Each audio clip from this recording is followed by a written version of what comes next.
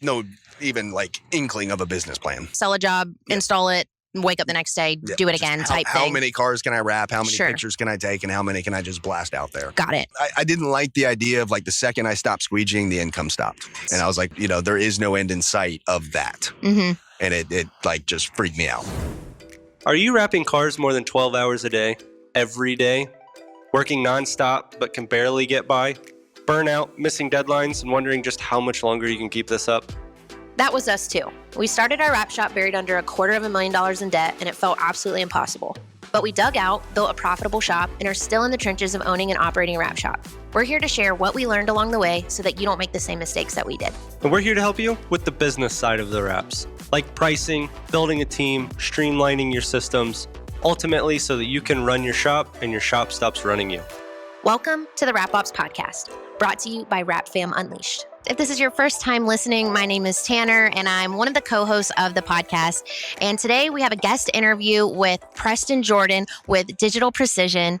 And I'm so excited for you guys to hear this one. His story is incredible of how he essentially goes from an employee to going out on his own and maxing out on color changes, getting completely burnt out, and totally switching his business around so that he can have something that at the end of the day he can sell. Because it's a huge goal as a business owner is to be able to sell your business at the end of it. So let's dive right into the conversation with Preston Jordan. Preston, welcome to the podcast. I appreciate you having me. Yeah, thank you so much for coming on. So let's start off with telling our listeners, who are you as if they have never met you before, and tell us about your business. Okay. So Preston Jordan from Atlanta, Georgia. Mm-hmm. My company is Digital Precision. So I started off in the wrap world, have transitioned more into signage. Perfect. So right now, we are, I kind of took that hands-on from the wrap world, took the efficiency that I learned in the wrap world, took it to production. Yeah. I was a contract installer before that. Well, let's start there. Let's start at the beginning. So how did you first get started in the industry? What was your first job? I was an overnight print monkey just hitting Control P at a big operation. Oh, really? Yep. Okay, So gotcha. just was running the old Seiko color painters, just like terribly horrible solvent. Yeah.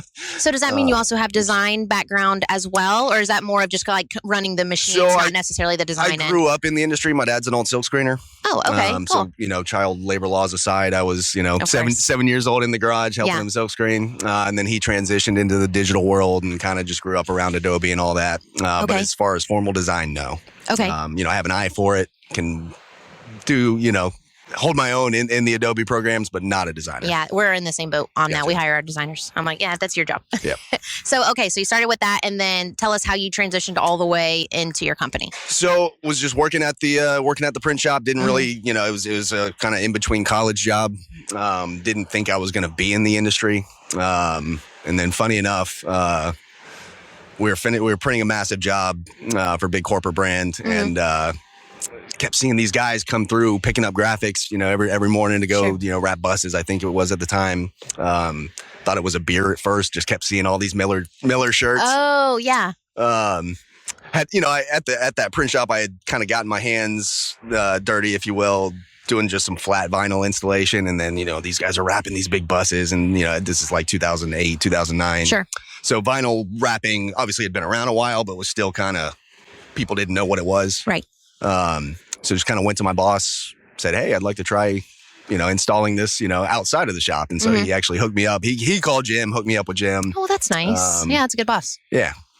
So first week with him, got my first paycheck from them. Coming from like $12 an hour at the time, got my first paycheck with Jim. Was like, all right. And he's talking about Jim Miller with Miller Decals, in case you didn't pick up on that.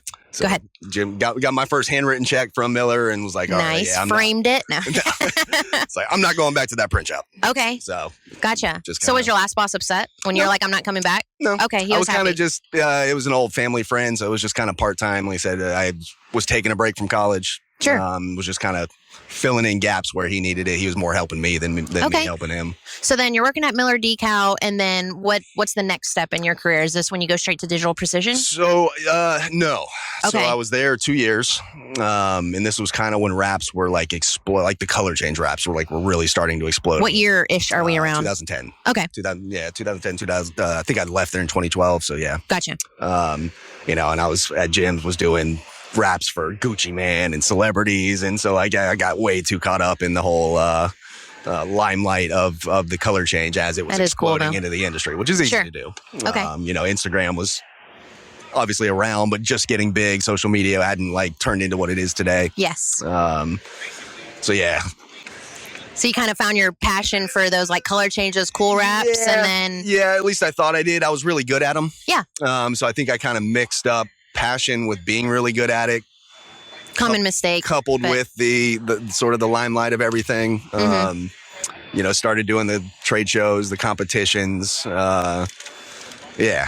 So I was going to be, the world's best color change rapper. And, Okay. So when I first started, I always had ambition to go out on my own. Yeah. So when I started working for Jim, I told him at some point, I do want to do my own thing. Sure. I think he thought that would have been more than 2 years. But anyhow, younger. And to pause you on that, I think that's also a really interesting aspect for wrap shop owners to hear, because I know before we've not hired people over that. And I realize looking back, that's a mistake. Sure.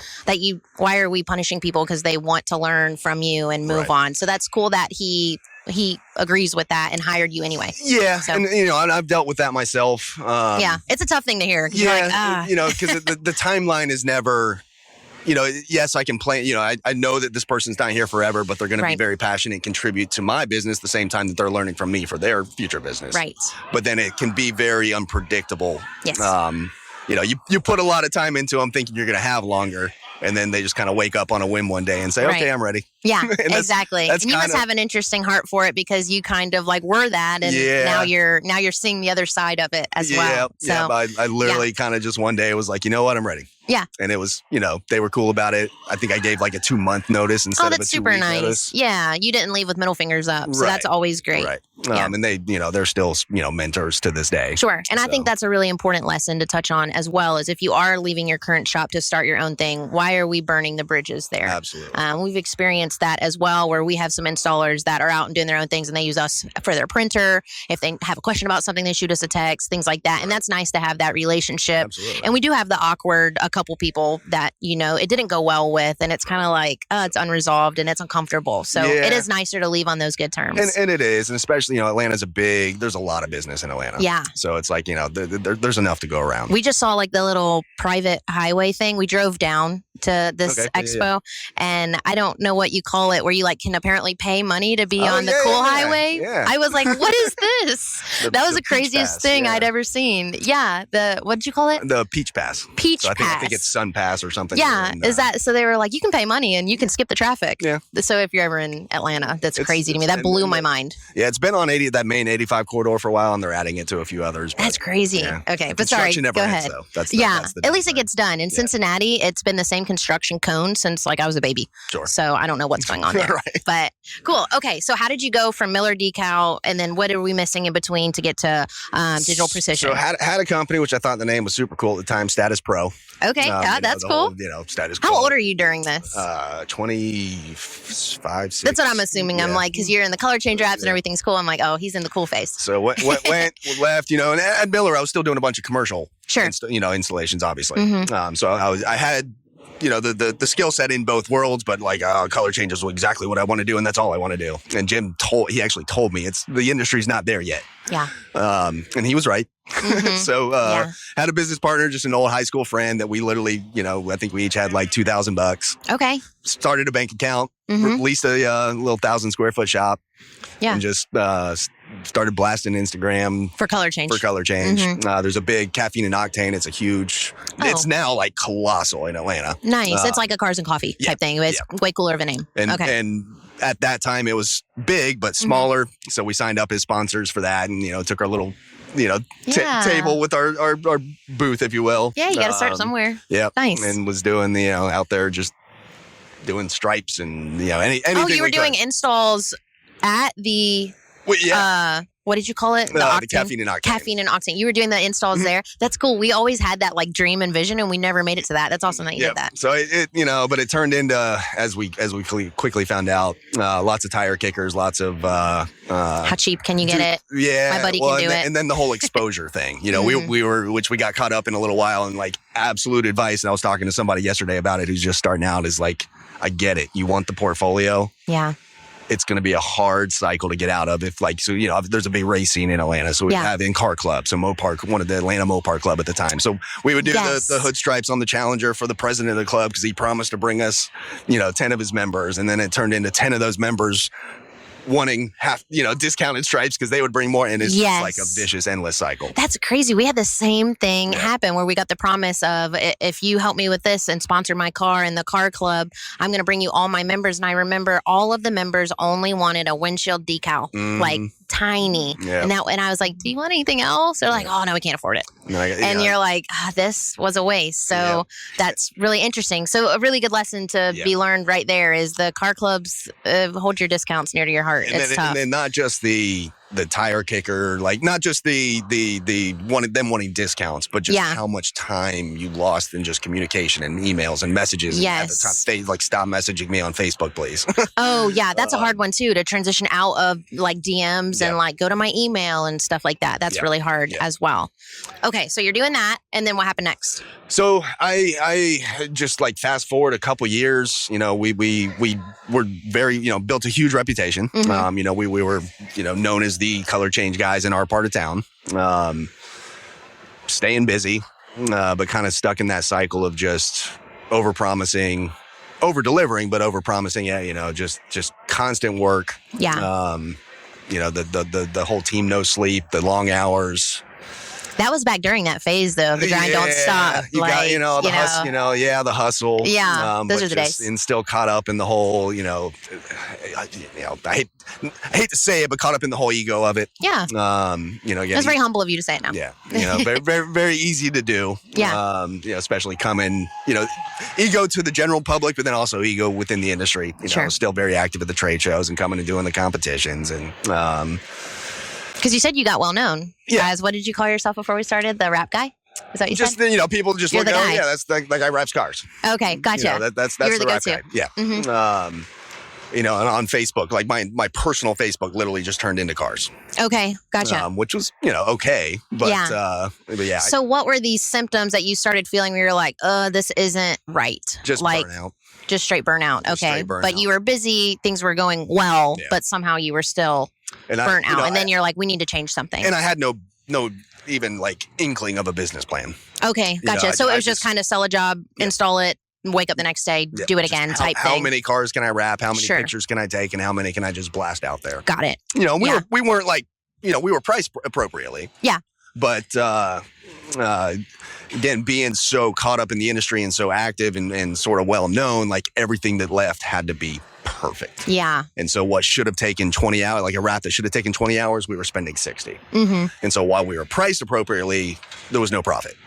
Totally get what you're saying. And I think Justin calls it that pyramid of perfection. Yep. And we're hoping to have him on the pod to describe that. So what did that make it hard for you to hire somebody because your standards were... There was no hiring. There was no hiring. Okay. Yeah. And that's tough. If you can't hire someone, that's... we were still, every now and again, we would do a commercial install. We actually did try to bring on an employee. This is 2014, 2015. Yeah. But it just turned into... him standing around watching and picking up trucks. And then you're just mad. Yeah. Yeah, exactly. It wasn't his fault. It was totally, right. I just couldn't let go. Mm-hmm. But yeah, just at one point, I just kind of realized, I didn't like the idea of the second I stopped squeegeeing, the income stopped. Yeah, that makes sense. And I was like, where is there is no end in sight of that. Mm-hmm. And it just freaked me out. Okay. Perfect. So we're going to take a pause right here and we're going to give a quick moment for our sponsors to tell you what they have going on. And when we come back, he is going to tell us how he transitioned into not having that stress and anxiety. I hope so, right? For the most part. Yeah. And getting the squeegee out of your hand. So if that sounds interesting to you, please stay tuned and please share this with someone who may benefit from a conversation, or maybe you have a friend who's in this situation. Send this over to them and we'll see if we can help them. Thank you guys. After years of running a wrap shop, I've learned this. Your supplier should be a partner, not a question mark. That's why we trust Grimco. For over 5 years now, they have delivered on time and backed us when it mattered most. There's enough to manage in this business. Your supplier should not be one of them. Set up your new account today. Use code RAPOPS5 for 5% off your first order with Grimco. Welcome back to the Wrap Ops podcast. We are here with Preston, and he is diving right back into how he got away from having a squeegee in his hand every single day to make money. So go ahead, pick back up. Yeah. So this is probably 2015, 2016.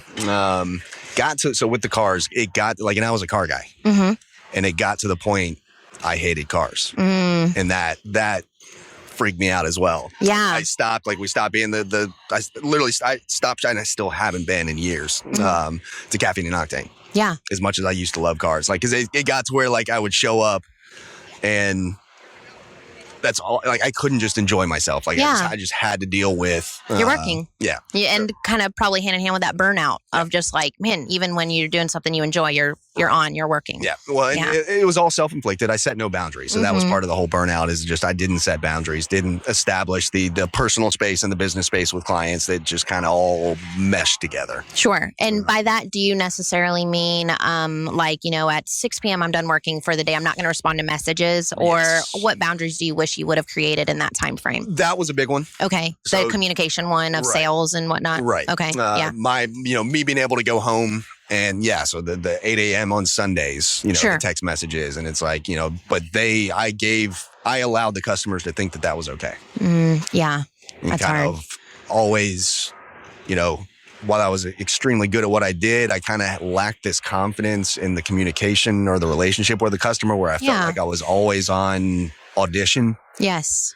Trying to prove myself to every single customer. And so it just put me in this box where it's I am at their mercy at all times. Yeah. So the business was kind of running you. Yeah. Essentially. We've been in that cycle plenty of times as well. I exactly know how you feel. I actually haven't been to Cars and Coffee in our area for the exact same reason. Sure. Because I'm man, it's every Saturday morning and we are on and working, but we just worked the whole week and people are coming up. Can I get a quote? And I'm just as I'm grateful for it. And then you almost feel guilty that you're man, this should be good, but I'm exhausted. Yep. It took me with the whole guilt thing. So it took me years. So I post that little era into my next business. It took me several years to not feel guilty when the phone would ring at 7 p.m. And you didn't answer. I just I felt like they were on the other side with some magic portal that could see me ignoring their call. It. Yeah, that's crazy. But that speaks a lot to your character, though. But it is hard though to have that boundary so that you can be done. And now I'm to the point I'm don't even think twice about it.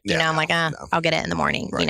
I always try to remind our team, I'm we're just putting stickers on things. Right. This isn't an emergency. We're not heart surgeons. We should not be this stressed out. We are just putting stickers on things. You have to say that almost daily. Yeah. Yeah, my old partner used to get mad at me because I would literally just boil it down to that when I kind of reached this point where it's dude, this is not paint. It is a sticker. Yeah, it is a sticker at the end of the day. It's almost like you have to pep talk yourself. So if you're having an anxiety attack, that makes you feel better. Right. So that works out. At the same time, but then you're trying to say, okay, this is $4,500. It's right. You're trying to keep your price high, but then also dumbing it down to it's just a sticker, dude. Yeah, exactly. Anyhow. Okay, so you're setting these or did you start setting the boundaries, or how did you start digging out of this? I split. I ended up wanting to do more. Was kind of done, as foretold by Miller that I wasn't gonna at the time that of doing just the color change business. Sure. Took some time off. Split with the partner at the time. We'd always kept our toes wet with the commercial contract installing. Okay. And so I still maintain to this day that installers can be the best project managers. Okay. So flip side, take those back-end installers and put them on the forefront of the graphics provision, if you will. Okay. Tired of showing up to massive jobs for really big print companies in Atlanta, as the hired gun, 3,000 square foot wall mural, and it's 2 feet short. Yeah. And it's okay. I feel like that's how every on-site goes. Right. And there's always something wrong. How does this happen? Yeah. So I was all right, well, why are installers not more involved? I would never get a call up until it was time to just dump the graphics in my hand and say, figure it out. Yes. Make some magic. And it's okay, call me before, when you're tiling it out for production, call me. Yeah.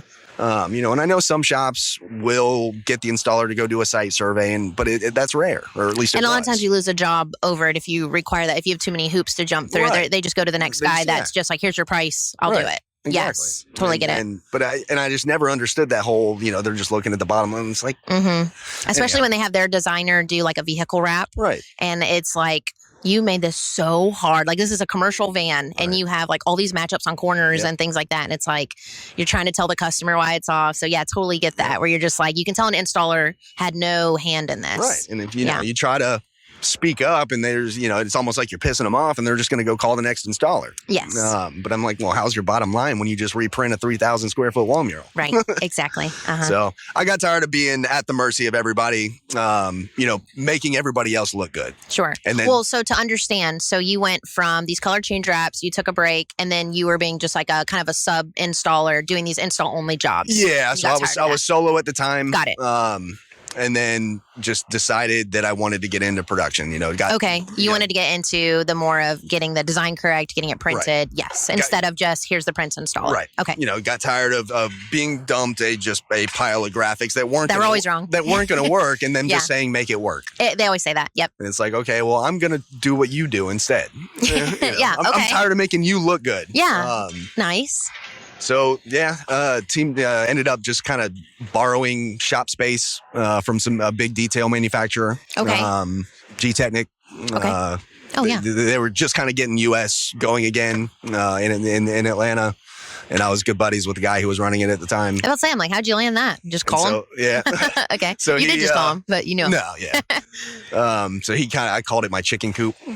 So he actually gave me the money for my first printer.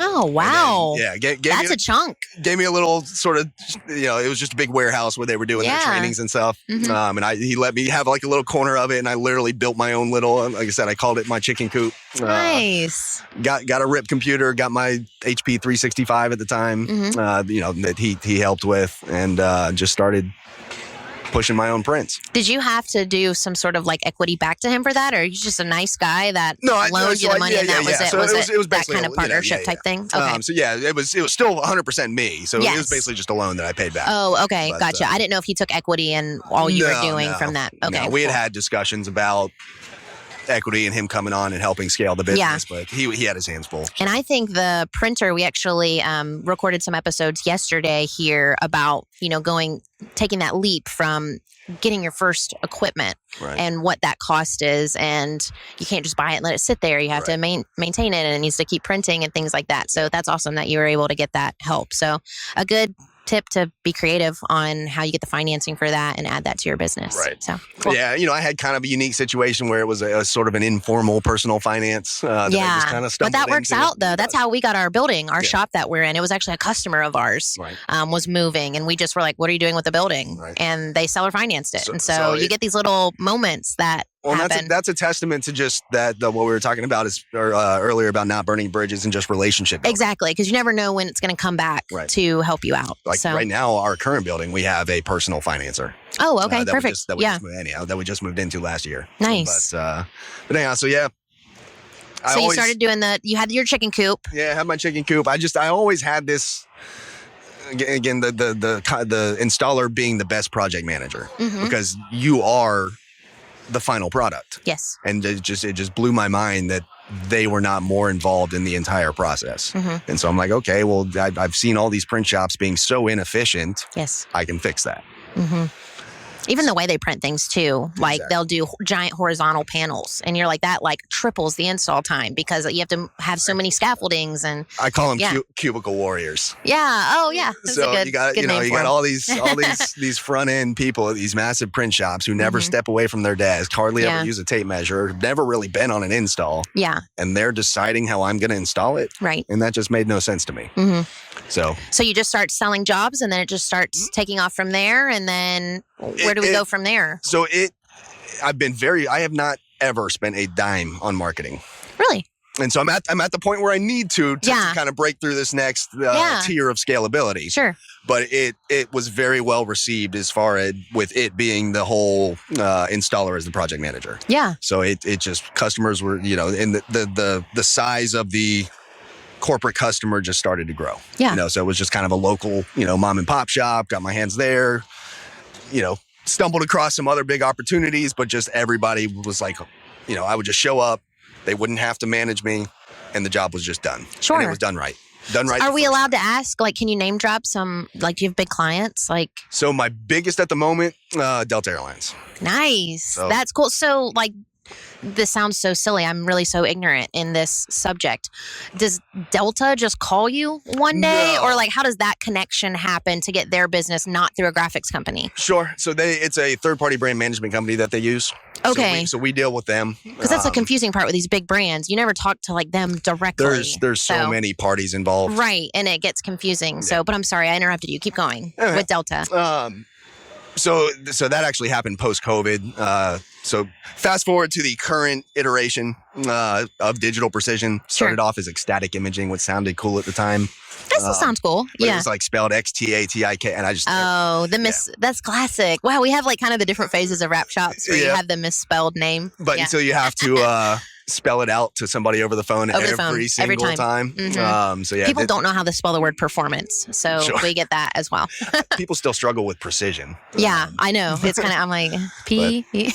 So that's So then Digital Precision was born. Okay. Brought on a partner. So COVID, obviously, wish it would have never happened. Yes. Was probably the best thing that ever happened for me. Just in the growth of the business. Brought on a partner that I had been working with. He was at a big rap shop or a big sign-in shop in Atlanta, GM there for 14 years. They were mostly airlines and restaurants. Okay. And so like for them, COVID just like stopped over, they went from being booked out 6 months to like everything done overnight. Oh, wow. So they him being kind of one of the big top earners there, they laid him off. He called me and it was just kind of Well, question now. So, because you've mentioned two people that have helped greatly get ahead. How did you initially meet these people? Are these just people you met at like the... So the first one that helped me with the printer was through rapping. Okay. So just like doing a job together or something? No, he was a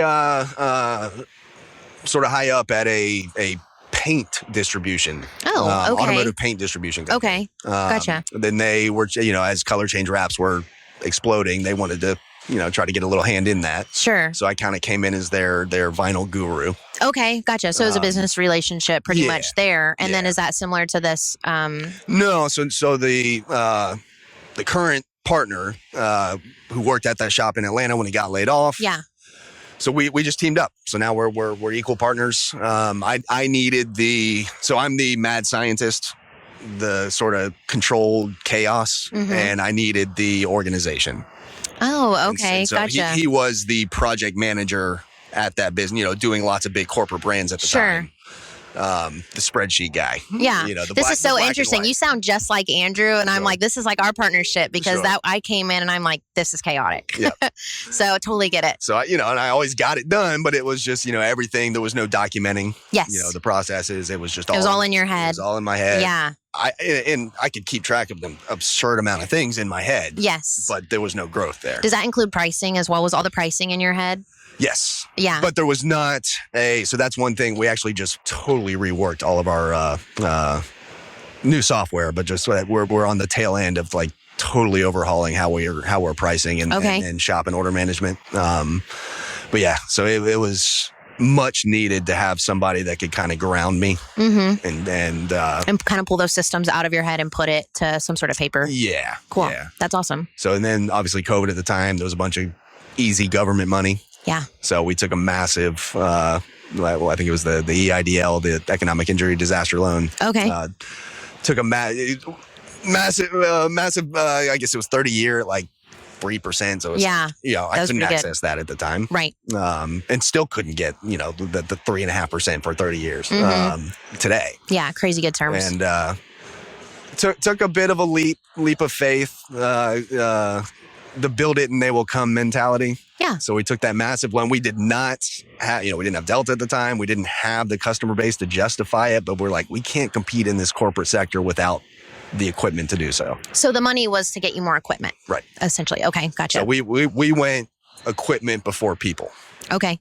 And we felt that that's what we needed. So we put in a flatbed printer, the flatbed cutter, a couple roll-to-rolls, and just started pushing, took that same mentality that I had from the project manager, the installer, kind of taking the installation knowledge and putting it at that forefront. Yeah. And just ran with it. Nice. And it sort of spread like wildfire. That's awesome. Yeah. So what does the company look like today? How many employees do you have? What are their roles? So we're still small. There's only 5 of us. Okay. And we have we're in 14,000 square feet. Yeah. So when you walk in, it's kind of like personnel wise, it's kind of like a ghost, Yeah. I'm a little sensitive about it, but it kind of feels like a ghost town. But we taking that efficiency that we really built from the installation side, we can base, like you would think with the volume that we're outputting, we were 10 or 15 people. Yeah. And I don't think the number of people means successful or not successful. You are slim and mean, and your team is probably doing exactly what they need to do and not wasting time. Right. I think that's awesome. It's tough because we're so, like, our primary customer base is the big corporate. Sure. And so it can be a tough sell. Yeah. From yes, once they get a hold of us, we have extreme, basically 100% customer retention. Yes, but just getting them to take that leap. Knowing how small of a staff we are, and it's definitely a confidence thing. Do they ask on their that? end. No, but we always try to bring them by, and it's hard to. Oh, I see. You just have your staff change outfits and just walk back around like, oh, Tina, hey, Tim. I have brought friends in. Yeah, you know what? That's hilarious. Yeah, that's awesome. We used to ask my sister, we had a video or something that we had posted. I'd call my sister. I'm like, can you comment this question so that we can answer it? You got to do what you got to do to make it look. Appearance. Appearance can be everything sometimes. And that's your $0 marketing too. You just did it creatively. So that's awesome. Yeah. So the people that you're hiring, do they have to be an installer first before they can move into those production roles to kind of keep that at this point, mindset? No. But when someone comes in, they, as far as the whole cross training. Right. Everybody that will work, that currently works for us and that will always have that. They have to be cross-trained. So you can't say, I just want to be an installer. I never want to touch a printer or anything not necessarily like that they'll ever actually install anything, but they're going to be very attuned to what the installer and the final product has to go through. Okay, that makes sense. And I think, that's kind of like me and Andrew's dynamic. He can wrap anything, and I do a great van, but I wouldn't throw me on a Lamborghini. Right. But I think if you know those basics, you can set up print files and understand that's going to absolutely kick their butt. Whether or not I can do it or not, I know that a good installer is going to struggle with that. So if you get them that baseline knowledge, that's huge. It is. So that's awesome. But it's, and then the hiring's where I'm going next. We're kind of at that plateau. So we don't spend we haven't spent any money on marketing. I think that's so slightly. I did a $500 1 month on Google Ads. Obviously you have to keep with that. And sure. So that basically returned nothing. That was a couple years ago and I stopped. Right. But we're at that point where we are always busy, but we've plateaued revenue-wise. Yes. I totally get it. You got to break through the next ceiling, and that's uncomfortable. Yeah. So we're busy. We're people busy, but the equipment has capacities. Oh, okay. Perfect. Which is kind of cool because it's almost like your printer doubles as another person at times because you can always keep selling more print-only jobs. Do you do jobs like that? Do people come to you as just the printer? We do. So okay. So the Delta is just print and ship. Oh, okay. Although perfect. we actually did just sign up for Atlanta-based installs yesterday, but well, that's okay. Yeah. So I prefer that. Sure. It's from a scalability standpoint. We have had. So I've got probably my slimmest fleet of printers at the moment. I've got 2 roll-to-roll and a flatbed. Okay. And we've had as many as 5 of the HP 800 roll-to-rolls. Just to handle the fluctuation in volume. With the big corporate, it comes in waves, and there's often program items. Okay. And they're cyclical. So you may have a year where you're doing, a couple 100,000 square feet of printing for a particular program, where we just started, just add another printer, printer. And then it, you hit the low part of the wave and it goes dead for 6 months. Okay, gotcha. So for printing, are you only looking for those large corporate clients, or would you be a point of contact for any of our listeners if they needed prints for their shop, or is that not of interest to your business? It's not that it's not of interest. It's what I worry about. What sort of one of my primary focus points at the moment now is time. Okay. So kind of let's get those bigger jobs because you can click print, walk away. Well, it's just how much, and then it's the project management time that goes into it. I just fired a client which I'm still it still sounds, but it was time-based. So we have 7 open contracts. It's over $200,000 worth of guaranteed work. Okay. And I just fired them. Oh, wow. And asked to be released from the contracts. Because they were taking up too much time? Too much time. What should have been doing that? Just a silly signage. So too little management on their end. I can't really speak for them on like as to why. communication issues. Oh, that's the worst. What should have been 2 emails, or at least in my mind, turns into 38. Mm-hmm. And then they're in the sort of interior renovation and construction. Okay. And out of those 7 contracts, 5 of them were supposed to happen last December, and they're on hold indefinitely. And I just can't wait around. I don't know what's going to be happening in 6 months from our volume production standpoint. Sure. So I can't just have this pop up and then now I'm in Louisiana for 2 weeks. And I think that's a really good piece of advice, a nugget that you dropped there. You are allowed to fire your clients. Yeah. Oh, yeah. So don't feel like just because someone called you and likes the quote that you have to take the job with them or do their second vehicle. Maybe that first one's a nightmare and the second one you're like, I don't think we're the right shop for you. It's so easy to focus on just the dollar amount and not all the variables that are affecting you behind that. Mm-hmm.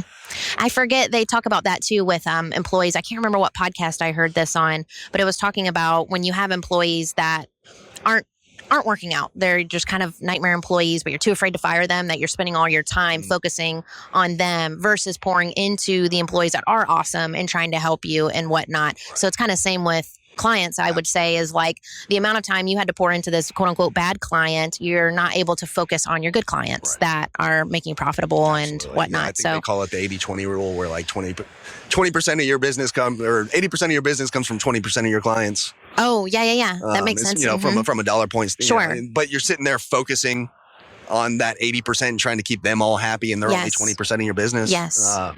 So just losing sight of missing the forest for the trees, losing sight of the bigger picture. But just time really started to hit me. Okay. And just how much was being lost. We're not lawyers. I'm not billing you for every, I can't bill you for how much time I'm spending emailing. On the admin side of things. So are you dealing with all admin work, or do you have someone doing admin?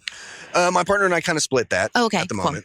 I'd like to bring on, but that one's a hard one, I think, to hire, because you're really letting go of I'm not the face of the company anymore. Sure. So I want to remain the face, but we definitely need to bring on some back end admin. Just to we had one, but he was phenomenal, but he ended up retiring last year. Oh, okay. So he was the one who brought in the client that we just fired, and it was cool because that was he excelled at that. The sort of the old school communication, project management, but just he was so happy with he could do it quickly. But so those 38 emails, as long as I wasn't doing it, you didn't care. But now that it's you, it's like, because there was a fixed salary that was assigned to dealing with that. Oh, okay.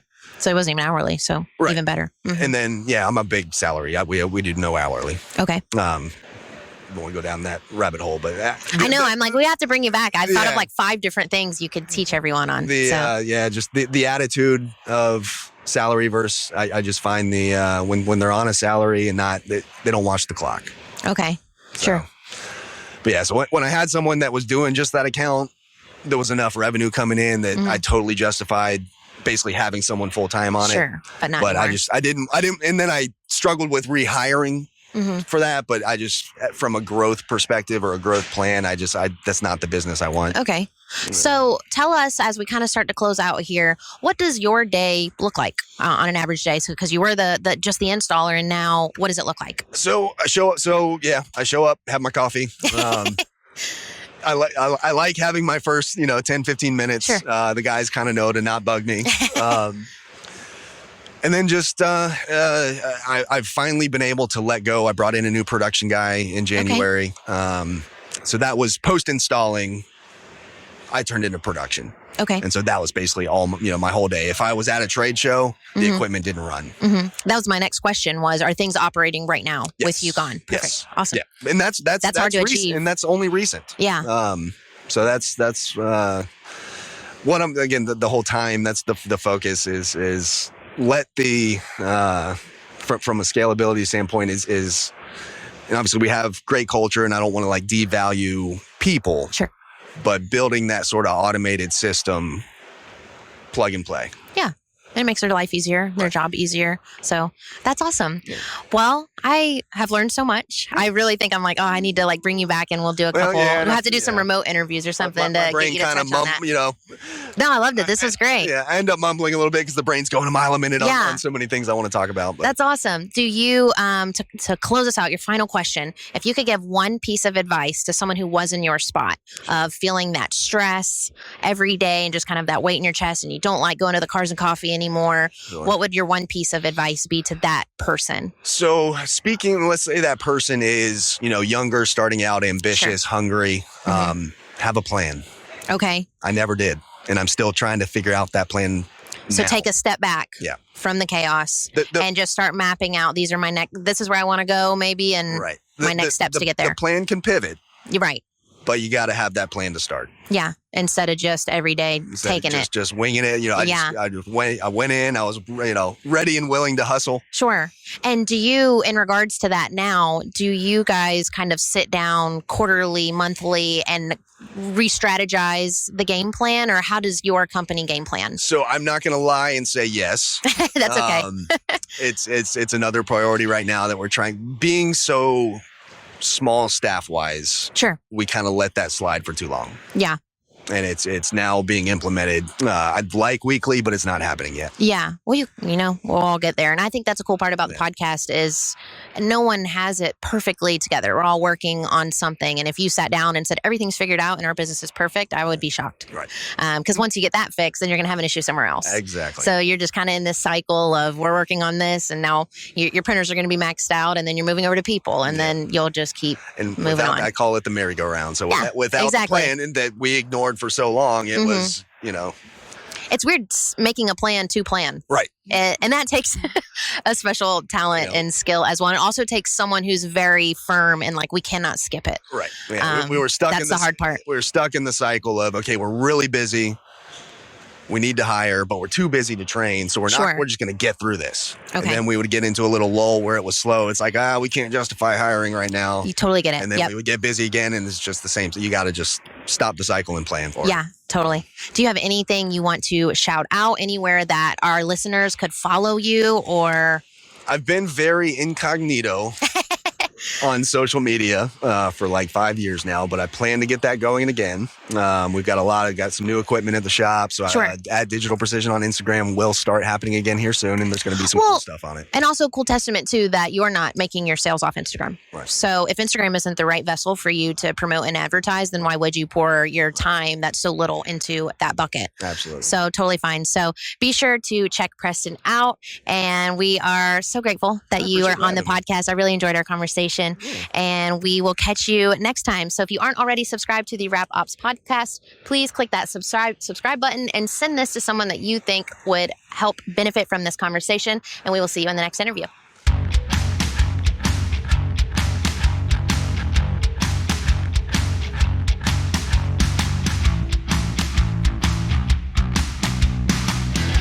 The Wrap Institute, the largest online wrap training platform, now with a special offer. Use our code WRAPOPS15 for 15% off your order.